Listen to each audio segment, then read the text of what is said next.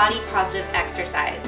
Today's day is all about finding strength physically through resistance training and also finding strength and resiliency emotionally. When we physically feel empowered, it helps us feel stronger emotionally. So what does that help us do? It helps us set boundaries in our personal and professional life. Resistance training can kind of get a bad rap. A lot of times people think of strength training as these bulgy muscles of people getting too bulked up and this and that. And really dispelling that myth. I think that it's moving in that direction in this day and age, but we still have this fear of really gaining strength in our body.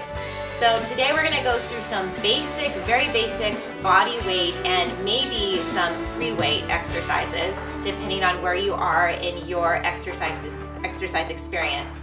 But really also breaking down what are the benefits of resistance training, of strength training. So what are the health benefits for strength training? Well, in fitness culture and in diet culture, it's typically thought of as a way to improve metabolism because you're increasing muscle mass. And while you may burn more calories because of muscles, there are a host of amazing health benefits because of strength training. First, we have pain management. This is huge. So many people experience chronic pain in their daily lives, and strength training or resistance training can really help ease the pain. Second, we have improved range of motion and increased mobility. And that's also really important because if you can't move, how can you live? Third of all, we have decreased risk of injury. So when you're stronger and your joints are more stable because of resistance training, there's a less risk of injury.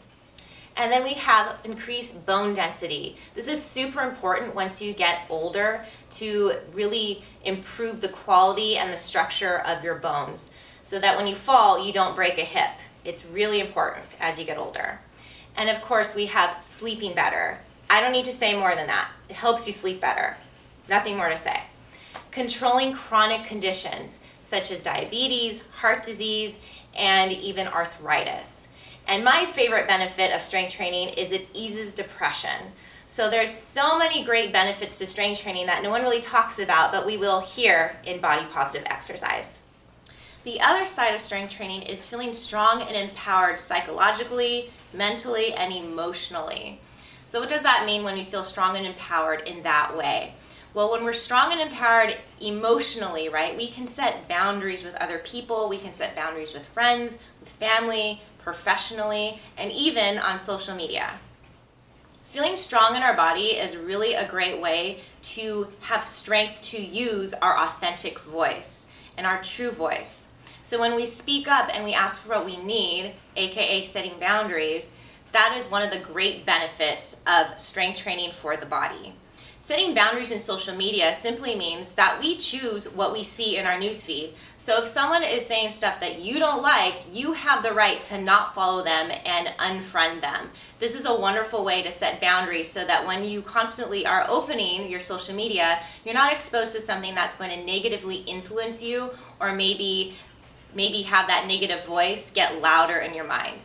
So that helps empower yourself emotionally and mentally. So today's resistance training exercises really requires minimal equipment. The things that you might want to have on hand, if you have them, are maybe a small set of dumbbells or some bands, or maybe even a water bottle, which I will use to demonstrate today's exercises. So our first plank is going to be the traditional plank on hands and toes. So you're going to take your hands out, further out than you would for like a table pose, and you're going to shift your hips forward. So this is also a great place to stop when you're practicing plank if it's just not accessible to lift the legs all the way up. Shoulders are going to be more over the wrists, if not slightly behind, and you want to think of wrapping your elbows back. This is going to place your shoulders in a safer position. You're going to tuck the toes under and then lift the legs as you straighten the legs and squeeze the leg muscles. So really making sure that you have some work in the legs going on. The legs aren't just hanging.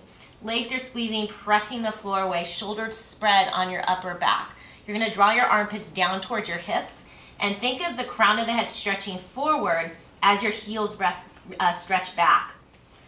So other variations of the pose, we can go down to the elbows and the forearms. So you're gonna either take your hands parallel or maybe interlacing the hands here. You're gonna come into this modified position again, where the shoulders are over the elbows, and the knees are gonna be down, toes can be untucked or tucked.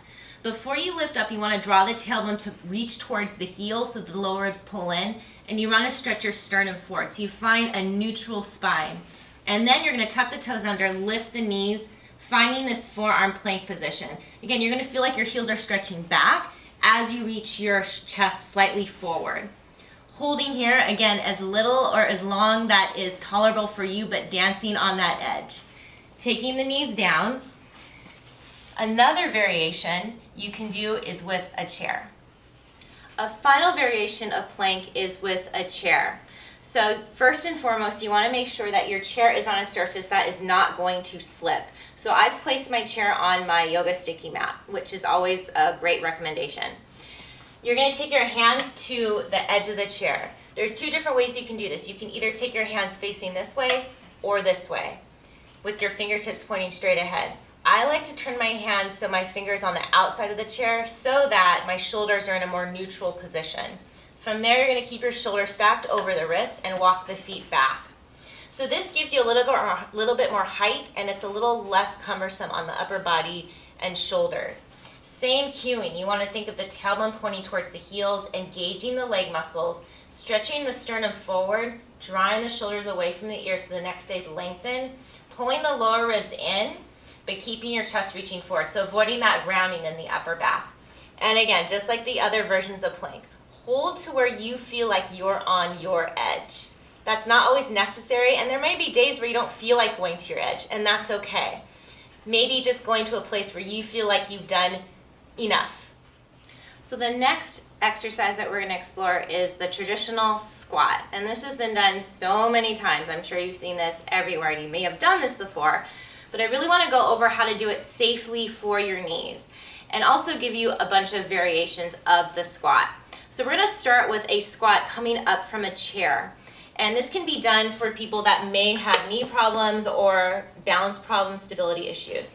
So you want to make sure that when you're in your chair, that if you do have arms on the chair, that you can use them to help push you up, but you want to position your arms so that if you're not going to use your arms to push up, that they're either stretching forward or maybe resting on your legs here. Toes and knees point straight ahead. You're going to lean forward slightly first, and then you're going to lift up. So if hands are on the legs, it actually makes it a little bit more difficult. I prefer to take my hands on my hips. When you come down, you're going to reach your tailbone back first. I'm going to pause right here. So what you're really looking for is a parallel line of the shin bone here, and parallel to the line of the spine. So typical things that happen in a squat is that maybe you bend down, but then the chest lowers down. And even if you have length here, you can still access different back muscles that you might not want to target in a squat, since the muscles that you're trying to target are the quads and the leg muscles. So finding a more parallel position of the spine to the shin bones, and then sitting all the way down. So when you come up, you may have to lean forward a little bit more, and that's okay. But coming up through that squat, you want to start to upright your spine, coming all the way up. Another variation without the chair is turning the toes and knees out. So this may be more accessible for people with hip issues. If toes and knees facing forward just doesn't feel right for your knee, it might feel better to turn the toes and knees out. When you're doing this, so you want to take a glance down at your knees and make sure that the knees and toes are tracking in the same direction. So again, maybe taking hands to hips, maybe taking hands out in front of you. You're going to take a breath in, exhale as you bend the knees, shift your hips back, and then stand straight back up. So if you look down at my knees, the knees and toes are pointing in the same direction, and then they're pulling in at the same time. Coming to this side, unlike traditional ballet pliés, right, we're not going to tuck the tailbone under. So many people have the tendency to want to do this. You want to allow the hips to shift back and keep that natural curve in your lower back. So when you bend the knees, the hips are going to travel back slightly. So the next exercise is a lunge. So this is one of those exercises that you may have done before, but I'm pretty sure you've probably seen other people do before. And this is one of those exercises, again, like the squat, that can hurt the knee if done improperly. So today we're really going to go over proper technique for a lunge and different variations for a lunge. So I like to start off with using a chair because this is going to help with stability. On its surface, a lunge is a balance exercise because you have 1 foot forward and 1 foot back. So you're going to take 1 foot forward, toes and knees are going to be pointed again in the same direction, and you want to make sure that when you go into this lunge, this knee doesn't go past your toe. There's a lot of different schools of thought with the knee going past the toe, but I like to keep it behind the front toe because it does keep your knee safe. It also helps you access the glutes. And typically in a lunge, we're going to feel the quadricep muscles, these muscles here. And while that's all fine and good, these muscles tend to get overworked doing most of the lower body exercises. When we access the glutes, it really helps to improve back function, it helps with back pain, it helps with balance. So I'm a really big believer in using lunges to increase strength in the glutes. So you're going to take your left foot back, right toe points straight forward. You're going to bend the knees. So different variations here. You can either keep this back knee bent and maybe shift the hips back so that the hips are directly over the knee. This is going to give you a little bit more of a stretch in your left hip flexor, as well as access a little bit more of your quadricep along with the glute. Another variation is maybe straightening this leg and maybe shifting this foot back further so that your heel is right over your toe in the back. Again, making sure the hips are level. There's a tendency for the hip of the front leg to want to hike up. You want to find equal length on both sides of the torso. So drawing this outer hip down, pulling your right hip back, sinking it down. You can do pulsing.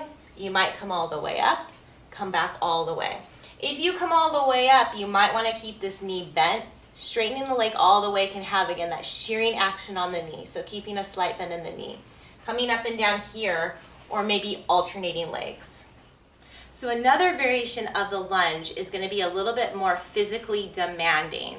You're going to start at the top of the mat, and this is going to be more of a dynamic exercise rather than a static exercise from our last lunge, and you're going to do a reverse lunge. So you're going to step 1 foot back, maybe sink down here, step it forward. Step the opposite foot back, sink it down, step it forward. So this is a little bit more balance oriented rather than just keeping your feet static in place. When you do a reverse lunge, again, you want to watch for that front knee. The knee's going to want to shear forward, pulling the knee back so it stays over the ankle, drawing your hips back so that your hips stay squared off to the front, also level to the floor. So you choose how many reps you do. I'm not going to tell you. This is all about you feeling good in your own body. When you feel like you've hit that point where you feel the muscles working, where you feel good, not exhausted, that's always a good place to stop. So our next resistance training exercise is another exercise we all love to hate. It's the push-up. Don't worry, I'm going to give you tons of variations for this exercise. I myself I love to hate this exercise. So we're going to start with the chair. Just like we did with the plank with the chair, there's 2 different variations for the hand positioning. I choose to place my hands this way because it's nicer for my shoulders, but this can always be done with the hands flat this way. So I'm going to demonstrate it with my hands this way. When I do my hands in this position with my fingers facing out, I'm going to get more into a yoga push-up, like a chaturanga push-up, meaning my elbows are going to squeeze closer in towards my ribs. So I'm going to shift forward slightly, bend the elbows, come down. My shoulders may or may not come to elbow height, and then I'm going to push back up. So really important here, this is just like a plank, except my elbows are bending. Engaging the core, engaging the leg muscles, finding length in my spine, taking a breath in. I like to exhale as I bend. Inhale as I press back up. Exhale, bend. Inhale, back up. If this isn't accessible for you, because yes, this is hard, here's a little note. You can take 1 foot forward. So this is going to give you a little bit more of a break with the arms and break with your wrists. So you still want to find length in your spine. You're going to use this leg, though, to give you a little bit of support to push back up. So you're going to inhale, bend. Exhale, push back up. Inhale, bend. Exhale, push back up. But you notice my back still stays lengthened. I'm not rounding over as I lower myself down and up. So that's a variation of push-up with the chair. So now we're going to do a variation of the push-up on the mat, ending in traditional push-up. Let's hope I can do this. So first variation is going to be with the knees down. And I know you've all seen this. What do we call this when we were in middle school? The girl push-up, right? I call this a variation of a push-up. It's not a girl push-up. So you're gonna take your hands down. Knees are gonna come back. You wanna start with your shoulders over the wrist. You may or may not shift forward. You may stay straight over your wrist. So two options here. Your elbows can hug in towards your ribs as you come down like this. Again, this is more of a yoga push-up, a chaturanga push-up. Or you might want to angle your wrists out just slightly and maybe widen your hands a little bit. And your elbows are going to come more out to the side. When you do this, you really want to make sure your shoulders are locked. They're locked into your shoulder sockets. They're glued down, lengthening the neck. So looking down, taking a breath in here. Exhale, elbows bend, elbows come out to the side, and press it back up. So making sure that when you do this, that you're not going to roll up onto your pinky side. You want to keep putting pressure down through the base of the thumb, base of the index finger.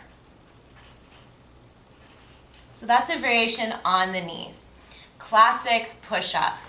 So coming into a traditional plank position. First, I'm going to demonstrate the elbows coming in just like a chaturanga push-up. You're going to shift forward first. Take a breath in. Exhale, elbows bend. Maybe come down to elbow height, maybe not. Exhale, press it back up. Inhale, bend. Exhale, press it back up. So that's variation number one. Variation number two, taking the hands wider. Elbows are going to come out to the side. Again, this may or may not be suitable for your shoulders. So play with both and see what feels best for you. Coming back to that traditional plank pose, you're going to take a breath in. Elbows bend, coming down. Press it back up. So elbows are coming out to the side at this point. Again, I'm putting more weight into the base of my thumb, base of my index finger. I really want to avoid the turning out of the hands. So those are some very fun variations of push-ups. So the next exercise we're going to do are dips. Another one of those love to hate exercises. So we're going to demonstrate dips on a chair today. So you're going to have a seat right on the edge of the chair. Having your fingertips face straight ahead, you may need to have a little seat on your hands if your chair isn't big enough. And then you're going to shift your hips forward over the edge of the chair. So it's going to be a little easier to keep the feet in rather than taking the feet out. So taking the feet underneath the knees, you're going to take a breath in, pressing down into the hands first to make sure the shoulders are away from the ears, neck is lengthened. Draw the shoulders back to have that extension in your upper back. And you're going to exhale as you bend the elbows. Inhale to press it back up. Exhale to bend. Inhale as you press back up. So again, you want to choose the number of repetitions that is best for you. When you're starting off with body weight exercises, it may be really difficult on the joints, especially on the wrists. So find a place where you feel like you're getting sensation but not pain. So the next exercise I'll be demonstrating is a row. And this is going to be one of those exercises where we are going to use some kind of resistance. So I'm demonstrating with a water bottle because this can be done with a water bottle. Depending on its size, you want to make sure it's a water bottle that you can fit your hand around. If you have free weights at home, that's great too, but that doesn't have to happen. You don't have to have free weights in order to do this exercise. So I like using a chair. You're going to take one hand onto the chair, same side foot forward as the arm that's working, and the other foot's going to go back. You want to find length in the spine. So when you're doing this, you want to watch out that you're not rounding your back. Reach your sternum forward, reach your right outer hip back, reach your tailbone back. Find the length. You're going to row the arm up. So typically when you do this, what tends to happen with many of my clients is the shoulder wants to come forward as the elbow pulls up. Make sure the shoulder head is drawing back and in as you pull the elbow up. So finding the number of reps where you feel a sensation, where you feel the muscles working.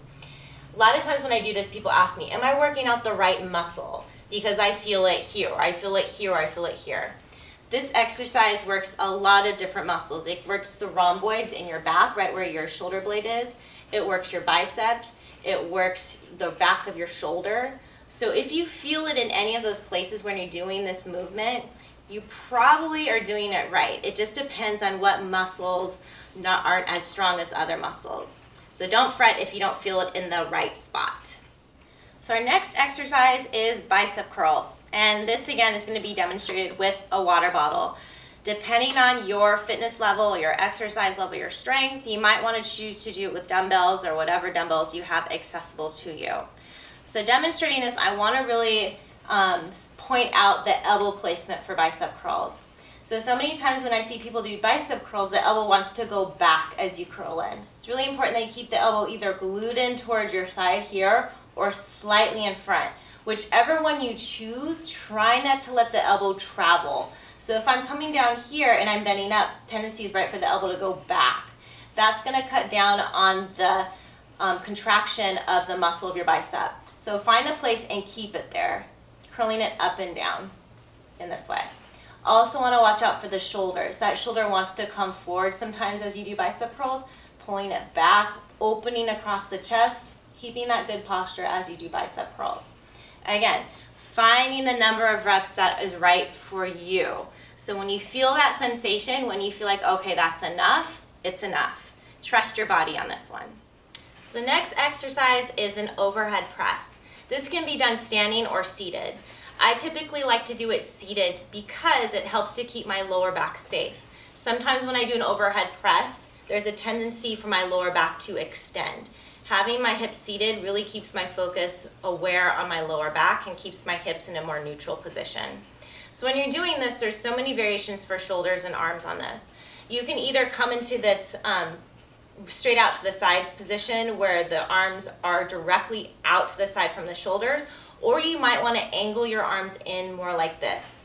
If you tend to have shoulder pinching when you take your arms overhead, I suggest taking your arms either here or even here. So they're in this neutral line. This is going to keep your shoulders safer. If you have very good shoulder mobility and no pain, you might want to try it up to here. So when you're doing a shoulder press, when you take your arms up, no matter where you're coming from, be it in front, to the side, or all the way out to the side, you want to keep an eye on this shoulder. The tendency is for the shoulders to reach up into the ears. So I like to think as my arms go up, my shoulders draw down. They sink down into the shoulder sockets in order to stay safe. If my shoulders come out of the shoulder sockets, that puts a lot more work on these little muscles called the rotator cuff. I'm sure you've probably heard of people getting rotator cuff injuries, and the reason being is when the shoulder head is out of its socket, those little muscles have to work extra hard, and they are indeed little tiny muscles, and they can't stand a lot of work. So keeping the shoulders pulled into the socket ensures that you're not going to overstretch or overwork those rotator cuff muscles. Just like the other exercises, you want to find a number of repetitions that is good for you, where you feel sensation, where you feel like you've done enough, but not pain. So last of all, we have bridge. So this can be done in yoga style bridge or Pilates style bridge, and I will demonstrate both. This is a wonderful exercise to strengthen the glutes and the hamstrings. Typically, most standing exercises, you're going to be engaging most of your quadricep muscles. So this is a really good way to target your hamstrings and glutes. Why is it so important for hamstrings and glutes to be strong? Well, those help to stabilize the knee. When we focus so much on working your quadricep muscles, the kneecap may be pulled in different directions and may not be as stable as when we also have some hamstring strength as well. The glutes are going to help to alleviate any type of lower back pain. They're going to help with stability. There's so many good reasons to work out the glutes, other than to make your butt look better, which is what most places are going to tell you, right? So this is all about function, function, function. Laying down on your back, your toes and knees want to point in the same direction. Your feet can be as close to your hips as you want, but you want to make sure that that doesn't inhibit your ability to round up through your spine. So I'm going to demonstrate the Pilates variation first. You're going to tilt the hips back and you're going to roll up one bone at a time, taking a breath in at the top, and you're going to exhale as you come back down.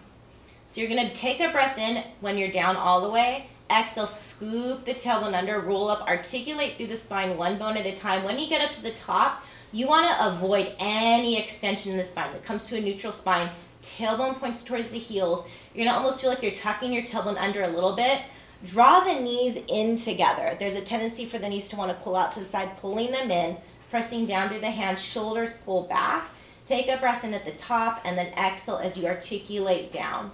So in Pilates, it's more typical to have this as a dynamic movement up and down.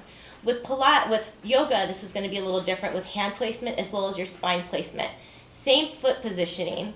You're going to roll up, coming all the way up to the top. But once you get to the top, you can keep your hands here, maybe grabbing onto the edges of the mat. Press the mat forward, shoulders pull down into the mat, and you're going to draw your chest through your arms.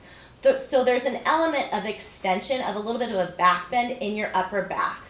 You can also interlace your hands underneath your back, maybe rock side to side to tuck your shoulders underneath your upper back, push down evenly through the feet, reach the knuckles towards the heels, draw the tailbone towards the backs of the knees, but find that extension, that back bend in your upper back. Holding here for about 3 to 5 breaths. Again, the hands don't have to be clasped. You can always grab the edges of the mat, and then rolling down one bone at a time. So that's the difference between a Pilates bridge and a yoga bridge, but both are great for hips and hamstrings. So that's it for resistance training and feeling strong and empowered in your body. If you have any questions at all about these exercises or want different variations, please feel free to email me at robin@intuitiveexercise.com. Thank you so much, and I will catch you tomorrow.